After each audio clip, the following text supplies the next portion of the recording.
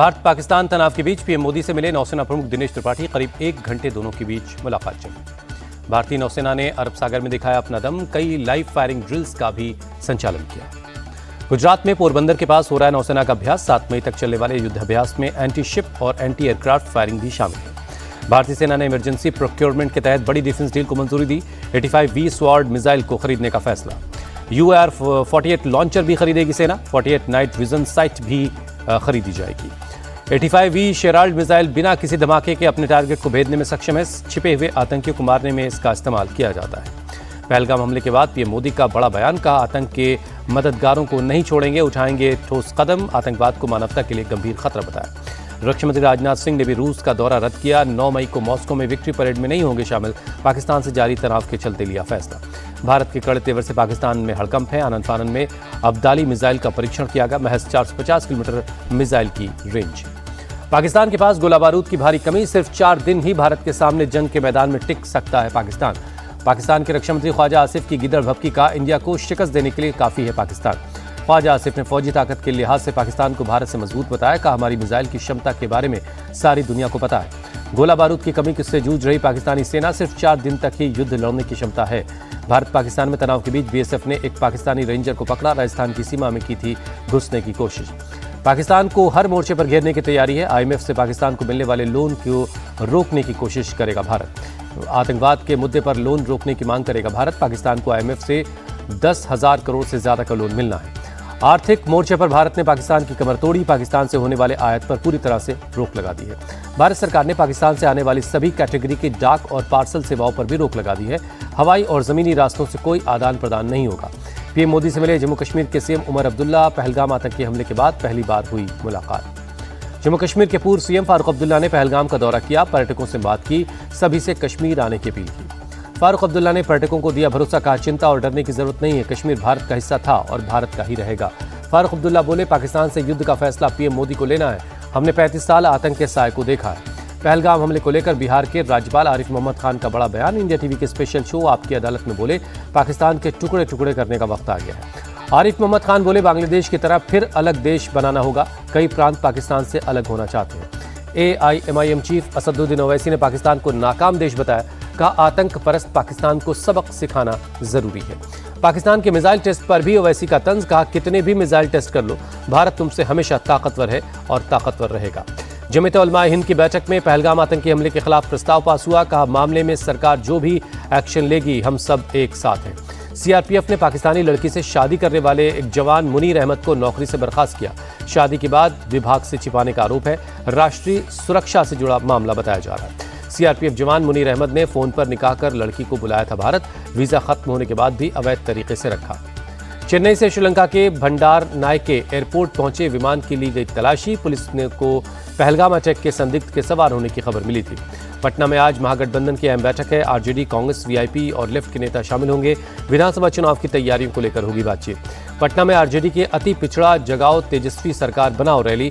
तेजस्वी यादव बोले, बिहार में सबसे ज्यादा गरीब अति पिछड़ों में है। तेजस्वी यादव की बिहार के अति पिछड़े समाज से अपील है। कहा, एक मौका दीजिए, नौकरी और सुरक्षा की जिम्मेदारी मेरी होगी। केंद्रीय मंत्री नित्यानंद राय का पलटवार। कहा, बिहार में अब परिवारवाद नहीं चलेगा, लोगों को विकास और अपने बच्चों का भविष्य चाहिए। नित्यानंद राय ने जताया भरोसा। कहा, बिहार की जनता ने 100% NDA की सरकार चुन ली है। बिहार के मोतिहारी में VIP चीफ मुकेश सहनी की रैली में हंगामा। मछली भात खाने के लिए कार्यकर्ता आपस में भिड़ गए। केंद्रीय मंत्री राजीव रंजन का RJD पर अटैक। का इनका एजेंडा सिर्फ परिवारवाद और भ्रष्टाचार है। बीजेपी के राष्ट्रीय अध्यक्ष JP नड्डा ने तमिलनाडु BJP कोर कमेटी की बैठक की अध्यक्षता की। विधानसभा चुनाव की तैयारियों पर बात हुई। जल संकट पर हरियाणा सरकार ने ऑल पार्टी मीटिंग बुलाई। कांग्रेस, INLD, JJP और आप के प्रतिनिधि शामिल हुए। बैठक के बाद बोले, हरियाणा के CM सैनी संविधान की शपथ लेकर भी पंजाब के CM असंवैधानिक काम कर रहे हैं। पंजाब सरकार पर बरसे CM सैनी। कहा, पानी पंजाब का नहीं देश का है, जो हिमाचल से होकर आता है। हरियाणा कांग्रेस के नेता भूपेंद्र सिंह हुड्डा ने कहा, पंजाब का पानी रोकने का हक नहीं है, पंजाब सरकार असंवैधानिक काम कर रही है। BBMB की बैठक में शामिल नहीं हुई पंजाब सरकार। केंद्र ने हरियाणा को अतिरिक्त पानी देने की सलाह दी थी। जल विवाद के बीच CM भगवंत मान का विवादित बयान। कहा, पानी के लिए तो पंजाब में कत्ल हो जाते हैं, हम अपना पानी बिना रजामंदी के कैसे दे दें। पंजाब हरियाणा जल विवाद में आप भी कूदी। दिल्ली प्रदेश अध्यक्ष सौरभ भारद्वाज बोले, भगवान ने सिखाया सबक। CM सैनी बार बार दिल्ली के हिस्से का पानी रोकते थे। हरियाणा की जल संसाधन मंत्री श्रुति चौधरी बोली, मान सरकार पानी पर राजनीति कर रही है, हरियाणा का हक छीना जा रहा है। पानी के मामले पर केंद्र सरकार दखल करे, जेजेपी नेता दुष्यंत चौटाला का बयान। कांग्रेस ने मणिपुर में नए सिरे से चुनाव की मांग की, कहा राष्ट्रपति शासन के बावजूद हालात सामान्य से बहुत दूर है। बिहार में आज खेलो इंडिया यूथ गेम्स का होगा उद्घाटन, पीएम मोदी वीडियो कॉन्फ्रेंसिंग के जरिए संबोधित करेंगे। पटना में सीएम नीतीश कुमार के साथ खेल मंत्री मनसुख मांडविया भी मौजूद रहेंगे। बिहार के 4 जिलों में पहली बार खेलो इंडिया का हो रहा आयोजन, भागलपुर के साथ साथ गया, बेगूसराय, राजगीर और पटना में होगा कार्यक्रम। आज देश भर में नीट यूजी प्रवेश परीक्षा का आयोजन होने जा रहा है। दोपहर 2 बजे से शाम 5 बजे तक होगा एग्जाम। नीट परीक्षा में धांधली की वजह से नेशनल मेडिकल कमीशन का एक्शन, 14 छात्रों का एडमिशन कैंसिल हुआ, 26 एमबीबीएस छात्रों को सस्पेंड किया गया। केरल में पीएम मोदी के साथ मंच शेयर करने पर बोले कांग्रेस सांसद शशि थरूर, ये एक अच्छा उदाहरण है देश के विकास के लिए हम कैसे साथ काम कर सकते हैं। शिमला के संजौली मस्जिद विवाद पर कोर्ट का बड़ा फैसला, कोर्ट ने पूरी मस्जिद को माना अवैध, पूरी मस्जिद को गिराने का आदेश। फैसला सुनाते हुए कोर्ट ने कहा वक्फ बोर्ड साबित नहीं कर पाया, विवादित जमीन पर उसका मालिकाना हक है। संजौली मस्जिद पर कोर्ट के फैसले का हिमाचल वक्फ बोर्ड ने किया विरोध, कहा फैसले के खिलाफ जाएंगे सेशंस कोर्ट, आखिरी तक लड़ाई लड़ी जाएगी। बेंगलुरु में सिंगर सोनू निगम पर एफआईआर दर्ज हुई, कन्नड़ लोगों की भावनाओं को ठेस पहुंचाने का आरोप है। एनआईए ने मुंबई हमले का मास्टरमाइंड तहूर राणा के वॉइस और हैंड राइटिंग के सैंपल लिए, पटियाला हाउस कोर्ट में जज के सामने हुई प्रक्रिया। उत्तराखंड में आज भक्तों के लिए खुल गए बद्रीनाथ धाम के कपाट, फूलों से सजाया गया पूरा मंदिर। बद्रीनाथ के कपाट खुलने के बाद हेलीकॉप्टर से फूलों की बारिश की गई, बड़ी संख्या में मौजूद रहे लोग। यूपी के सीएम योगी आदित्यनाथ ने राजस्व विभाग के अधिकारियों के साथ बैठक की, तय समय सीमा में विवादों को हल करने के लिए कहा।